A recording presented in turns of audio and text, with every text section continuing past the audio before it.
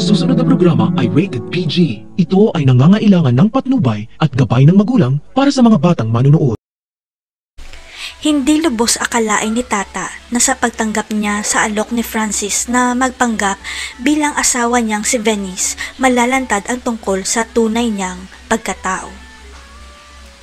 Walang choice si Tata kundi tanggapin ang alok sa kanya ng mga Hermosa at ni Francis na magpanggap bilang si Venice dahil kailangan niya ng pera para sa nanay niya. Desperado na si Vivian dahil mababaon siya sa utang sakaling malaman ng lahat na umalis ng bansa ang anak niya at sumama pa ito sa ibang lalaki na kabit niya. Hindi makakapayag si Vivian na masira ang plano niya dahil si Francis ang tagapagmana ng mga palma at maaambunan rin si Venice dahil siya ang legal na asawa ni Francis. Pero si Venice, pagod na sa buhay niya na kasama si Francis at ang pamilya nito dahil nasasakal na siya sa pagiging perfect nila kaya sumama siya kay James.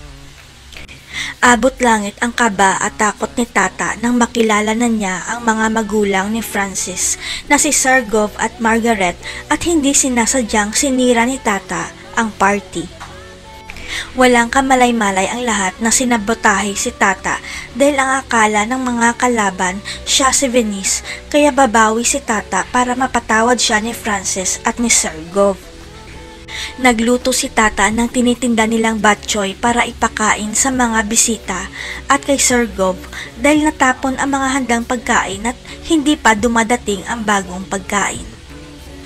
Nang matikman na ni Sergov ang batchoy, biglang tumigil ang kanyang mundo sapagkat nanumbalik ang nakaraan nila nang nakarelasyon niya noon na masarap magluto ng batchoy. Ang hindi alam ng lahat, nagkaroon pala ng sikretong relasyon si Sergov at ang nanay ni Tata.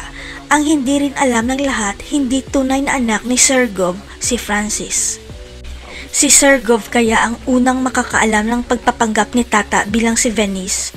Si Sergov na kaya ang tunay na ama ni Tata. Abangan.